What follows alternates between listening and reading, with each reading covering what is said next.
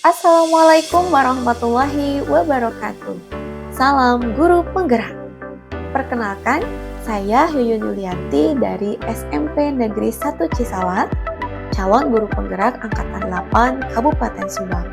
Pada kesempatan kali ini, saya akan memaparkan demonstrasi kontekstual modul 1.4 penerapan segitiga restitusi. Bapak Ibu guru hebat, saat kita dihadapkan pada kondisi murid mengalami permasalahan seperti kenakalan remaja, bolos, berkelahi, bullying, dan lain-lain, terkadang langkah yang kita ambil terasa kurang efektif. Misal, murid kembali melakukan kesalahan dan justru menjadi lebih agresif, atau murid malah menjadi rendah diri, merasa dirinya gagal dan tidak dihargai. Atau mungkin dari tindakan yang kita ambil malah membuat murid menjadi ketergantungan terhadap kita sebagai gurunya, tidak mandiri, dan tidak bisa mengambil suatu keputusan. Ketika kita mengalami hal tersebut, bisa jadi pendekatan yang kita ambil saat mencoba menyelesaikan masalah pada murid kurang tepat. Misal, kita memposisikan diri sebagai penghukum atau pembuat merasa bersalah tanpa mencoba memahami kebutuhan dasar dari murid kita. Padahal, minimal seharusnya kita mengambil posisi sebagai pemantau dan alangkah lebih baik jika kita bisa memposisikan diri sebagai manajer. Oleh karena itu, kita sebagai guru perlu menerapkan pendekatan segitiga restitusi yang merupakan proses untuk menciptakan kondisi bagi murid untuk memperbaiki kesalahan mereka sehingga mereka bisa kembali pada kelompok mereka dengan karakter yang lebih baik dan lebih kuat. Pendekatan restitusi menekankan pada proses dialog agar murid dapat reflektif dan memegang teguh keyakinan sekolah atau kelas. Secara mandiri, bisa belajar menemukan solusi dan menjadi pribadi yang lebih bertanggung jawab. Pada tahap menstabilkan identitas, memegang prinsip membuat kesalahan adalah bagian dari proses pembelajaran dan menggeser identitas gagal ke identitas sukses. Langkah berikutnya yaitu validasi tindakan yang salah. Prinsipnya pada langkah ini adalah semua perilaku berupaya memenuhi suatu kebutuhan tertentu. Di sini guru akan bergeser dari pemikiran stimulus respon menjadi proaktif. Mengenali dan mengakui kebutuhan murid akan memperbaiki hubungan antar murid. Langkah terakhir yaitu menanyakan keyakinan. Di sini, murid akan diberikan pertanyaan-pertanyaan bermakna untuk memunculkan motivasi intrinsik. Kemudian, murid akan dituntun agar mampu mengaitkan keyakinannya dengan tindakan yang salah. Kasus 1. Fitri tidak menerima Raihan teman sekelasnya tidak mau melaksanakan piket dan selalu memakai sepatu ke dalam ruangan. Bukan hanya sekali atau 2 kali, tapi setiap jadwal piket selalu begitu. Ia marah dan tidak dapat menahan emosinya. Sini. Oh. Waalaikumsalam. Lagi apa? Lagi istirahat. Lagi istirahat. Ini lagi istirahat. Enggak buat tuh ibu? Enggak. Sip. Jadi ceritanya kemarin tuh ibu tuh lagi ngajar kan di kelas lain. Gak ada jadwal ibu ya? Iya, gak ada jadwal. Jadinya teh mau ke kelas 7G gak keburu. Ya udahlah kata ibu teh besok lagi aja. Kemarin pas keluar tuh Yenda sama Gia bilang begini, bu katanya teh ini ada sesuatu, ada keributan katanya teh. Keributan kirain teh anak laki-laki. Ternyata katanya teh Fitri. Katanya sampai ngegebrak meja kayak yang kesurupan katanya teh. Benar itu teh? Iya bu, betul. Habisnya kesel sama Rehan. Kesel sama Rehan. Kenapa? Gak piket, gak mau piket. Kesel karena nggak mau piket. Akhirnya Fitri marah. Emang sih ya, kalau jadi ibu juga mungkin ya ketemu sama teman yang nggak mau piket, kayaknya ibu juga mau marah aja dah gitu ya. Oke, sip. Jadi kemarin tuh marah tuh karena kesal Rehan nggak mau piket. Sekarang pertanyaan dari ibu pingin Fitri cerita lebih luas lagi. Ini tuh keselnya tuh kok sampai segininya gitu. Kenapakah gitu? Kan setiap udah piket, kelas itu kan udah bersih. Iya. Terus Raihan tuh kan nggak piket.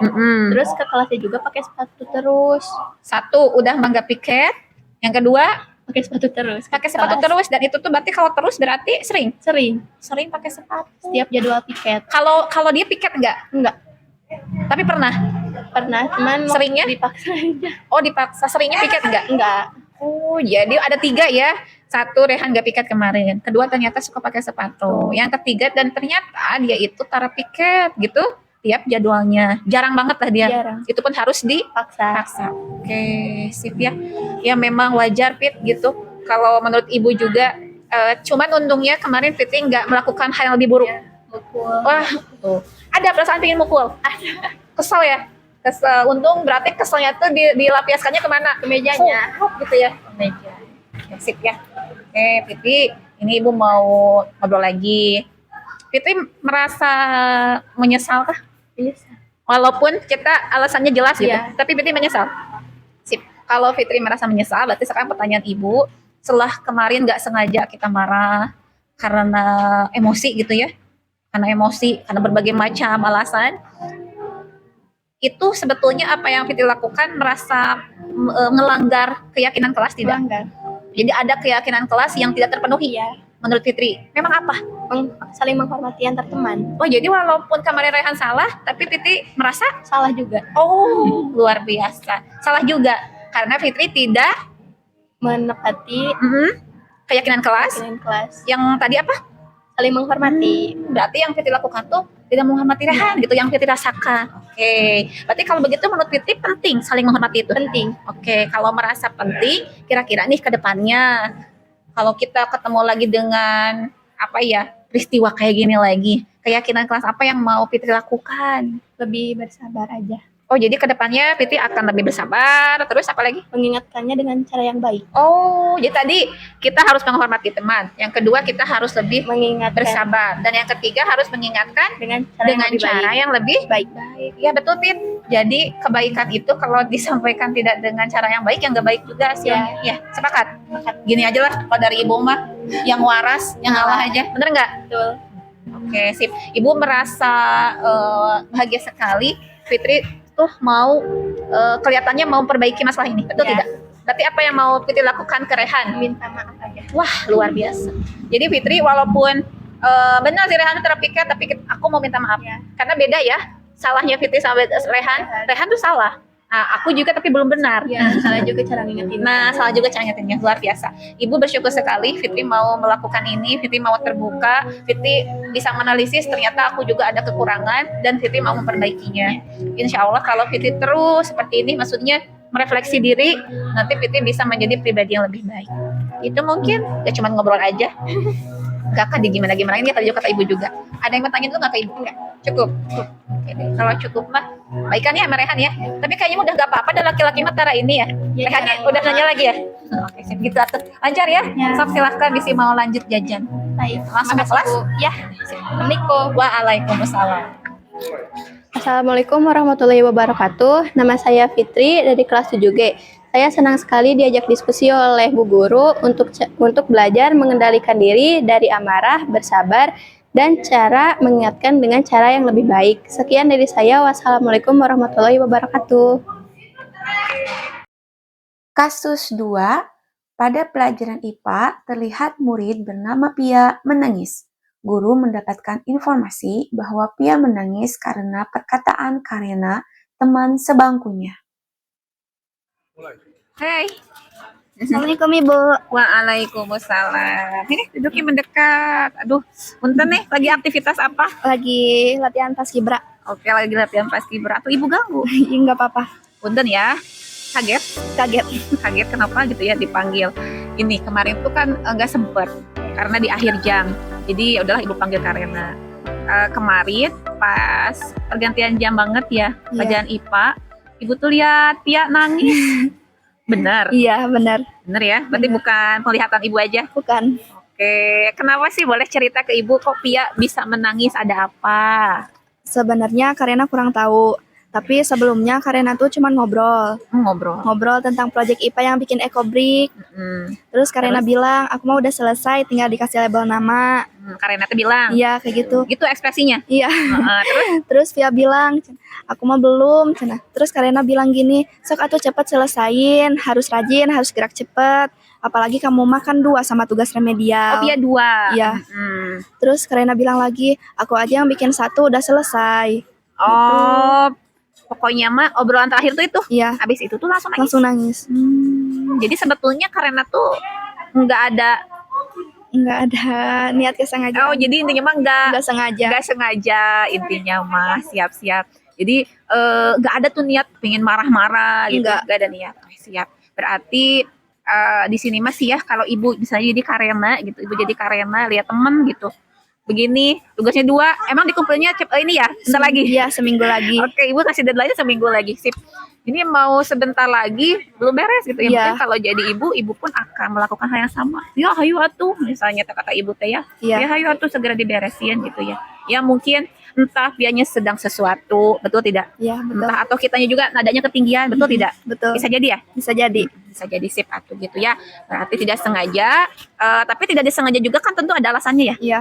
Apa sih yang mendasari kok Karena tuh perlu banget bilang ini ke Pia teh kenapa? Sebenarnya Karena tuh peduli Ibu sama Pia.